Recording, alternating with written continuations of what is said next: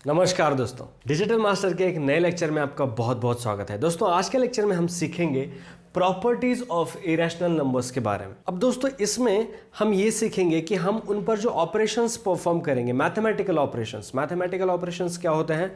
Addition, subtraction, multiplication and division. तो हम आज ये सीखेंगे कि अगर हम रैशनल नंबर और इरेशनल नंबर का एडिशन करेंगे, सब्ट्रैक्शन करेंगे, मल्टीप्लिकेशन करेंगे, डिवीजन करेंगे तो क्या रिजल्ट्स आएंगे, जो हमारा आउटपुट है क्या वो रैशनल होगा, क्या इरेशनल होगा, ये सीखेंगे। लेकिन 1 बाय 1 रूल नहीं सीखेंगे, एकदम पकाऊ चीज़ होती है वो, और आपको भी ध्यान में नहीं रहेगा।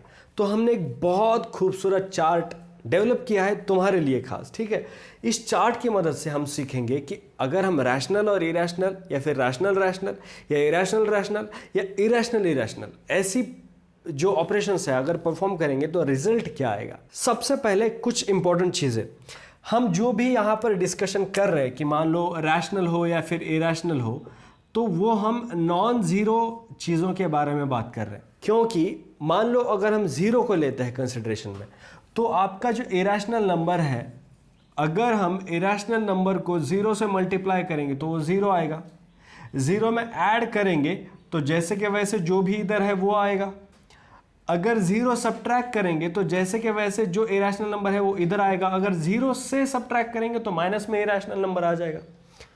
और अगर डिवीजन में ज़ीरो को लेके जाता है तो अगर न्यूमरेटर में ज़ीरो रहेगा तो आंसर ज़ीरो ही आएगा, और अगर डिनोमिनेटर में मान लो ज़ीरो रहता है तो आंसर इन्फिनिट आएगा, ठीक है। इसलिए हम जीरो को साइड में रखते हैं।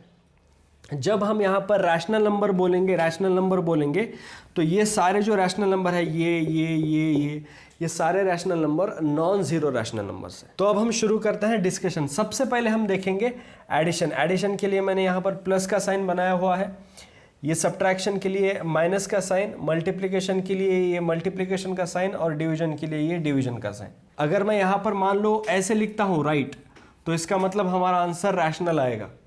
अगर हमें रॉन्ग लिखता हूँ, ऐसे मार्क करता हूँ, तो इसका मतलब हमारा जो आंसर है वो इरेशनल आएगा।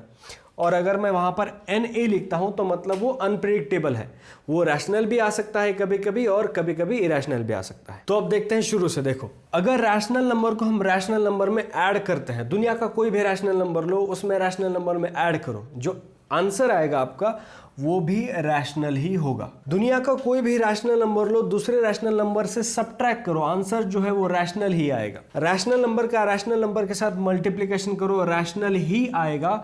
और रैशनल नंबर का रैशनल नंबर से अगर डिवीजन करो तो ये ज़रूरी नहीं कि रैशनल आ जाए, रैशनल भी आ सकता है, इरेशनल भी आ सकता है। बताता हूँ कैसे। सबसे पहले मैं यहाँ पर NA लिख लूँ। अब देखो, मान लो रैशनल दोनों नंबर है, एक नंबर है 22 और दूसरा नंबर है 7। अगर मैं इनका डिवीजन करूं 22 डिवाइड बाई 7, जो हमारी ये पाई क्या है, अप्रॉक्सीमेट वैल्यू है, ये तो इरेशनल है। अगर इसकी जगह पर मैं दूसरे दो रैशनल नंबर्स लूं, मान लो 10 और 5, तो 10 डिवाइडेड बाई 5 अगर करता हूं तो आंसर आता है 2, ये तो है रैशनल। ये रैशनल है, ये इरेशनल है। मतलब अगर मैं एक रैशनल नंबर का दूसरे रैशनल नंबर के साथ डिवीजन करता हूं तो आंसर इरेशनल भी आ सकता है, रैशनल भी आ सकता है। इसलिए मैंने यहाँ पर NA लिख दिया, नॉट एप्लीकेबल। मान लो यहाँ पर हमारे पास एक रैशनल नंबर है, दूसरा इरेशनल नंबर है। इरेशनल नंबर को मान लो हम एग्जाम्पल के तौर पे √3 लेते हैं, ठीक है। अब रैशनल नंबर को इरेशनल नंबर के साथ ऐड करोगे तो वो हमेशा इरेशनल ही आएगा। रैशनल नंबर और इरेशनल नंबर का सब्ट्रैक्शन करोगे तो वो 100% इरेशनल ही आएगा।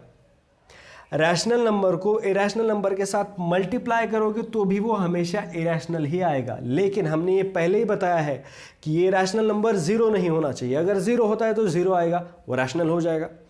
यहाँ पर non zero rational number into non zero irrational number अगर हम करते हैं तो आंसर जो है हमारा वो हमेशा इरेशनल आएगा।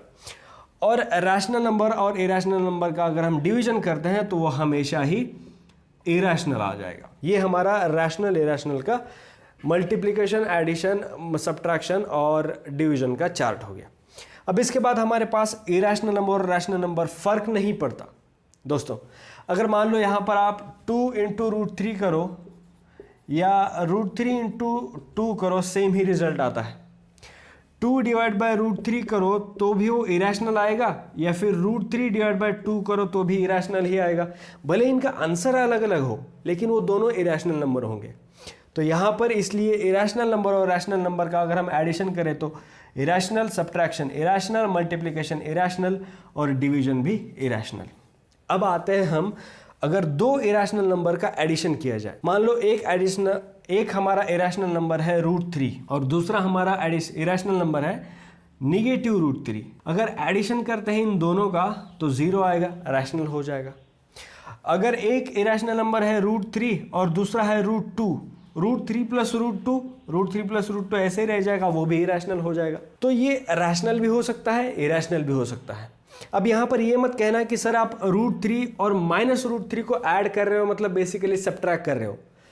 हम एक टर्म को इंडिविजुअल क्रेडिट देते हैं, यहाँ पर एक इंडिविजुअल हम उसको एक मतलब क्या डिग्निफाइड पोजीशन देते हैं उसकी खुद की, ठीक है। इस टर्म को हम एक इंडिपेंडेंट टर्म मानेंगे, अंडर रूट 3 को या फिर माइनस अंडर रूट 3 को, ठीक है। इसलिए अगर हम इन दोनों को ऐड करते हैं तो वो एडिशन हो गया। सब्ट्रैक्ट मतलब under root 3 minus under root 3, तो वो आएगा under root 3 plus under root 3 two under root 3, ठीक है। तो अगर हम इरेशनल नंबर को इरेशनल नंबर के साथ ऐड करते हैं और वो नंबर सेम और ऑपोजिट साइन वाले होते हैं तो 0 आएगा। अगर अलग अलग इरेशनल नंबर है तो इरेशनल आएगा। तो रैशनल भी आ सकता है, इरेशनल भी आ सकता है। हम यहाँ पर लिखेंगे नॉट एप्लीकेबल, दोनों आ सकते हैं। अगर इरेशनल नंबर और रैशनल नंबर की सब्ट्रैक्शन कर सकते हैं, सिमिलर प्रोसीजर हम फॉलो करते हैं, तो भी यहाँ पर नॉट एप्लीकेबल आ सकता है। मान लो दोनों नंबर रूट 3 है, सब्ट्रैक्शन करो 0 हो जाएगा। एक रूट 3 है, एक रूट 2 है, सब्ट्रैक्शन करो इरेशनल आ जाएगा। रैशनल इरेशनल दोनों पॉसिबिलिटीज है।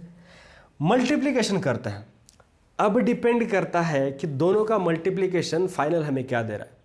मान लो हमारे पास एक नंबर है अंडर रूट 2 और दूसरा नंबर है अंडर रूट 18। अब ये इरेशनल है, ये भी इरेशनल है, लेकिन अगर हम इन दोनों का मल्टीप्लिकेशन करते हैं तो अंडर रूट कितना आता है 36, जो रैशनल है। लेकिन मान लो अंडर रूट 2 है हमारे पास, दूसरा अंडर रूट 3 है, दोनों का मल्टीप्लिकेशन करेंगे अंडर रूट 6 आएगा। तो रैशनल भी आ सकता है, इरेशनल भी आ सकता है, इसलिए यहाँ पर भी आ जाएगा नॉट एप्लीकेबल। और इरेशनल नंबर और इरेशनल नंबर का जो डिवीजन है वो भी सिमिलर प्रोसेस है। रूट 3 डिवाइड बाय रूट 3 क्या आएगा हमारा 1 आएगा, रैशनल हो जाएगा। रूट 3 डिवाइड बाय रूट 2 क्या आ जाएगा, अंडर रूट 1.5 आ जाएगा, जो इरेशनल है। रैशनल इरेशनल दोनों पॉसिबिलिटीज है, इसलिए ये जो हमारा है ये भी नॉट एप्लीकेबल आएगा। तो दोस्तों ये रहा आपका चार्ट। अगर आपको पूरा ध्यान में नहीं रह रहा है तो यहाँ पर वीडियो को पॉज करो या फिर स्क्रीनशॉट ले लो, ताकि आपको हमेशा के लिए ये चीज़ हमारे आपके पास रह जाए। ये हो गया हमारा chart properties of irrational numbers का। अब आपके लिए एक सवाल है, मुझे बताओ square of irrational number rational होगा या इरेशनल होगा या दोनों हो सकता है?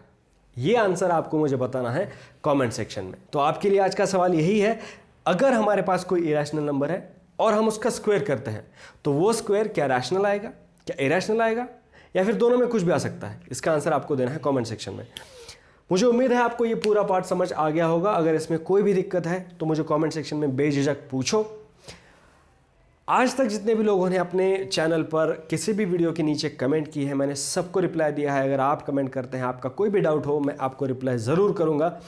अर्जेंट कुछ पूछना है तो मुझे सोशल मीडिया पर मैसेज कर सकते हो, मैंने अपनी सारी सोशल मीडिया के लिंक्स डिस्क्रिप्शन में दे रखी है।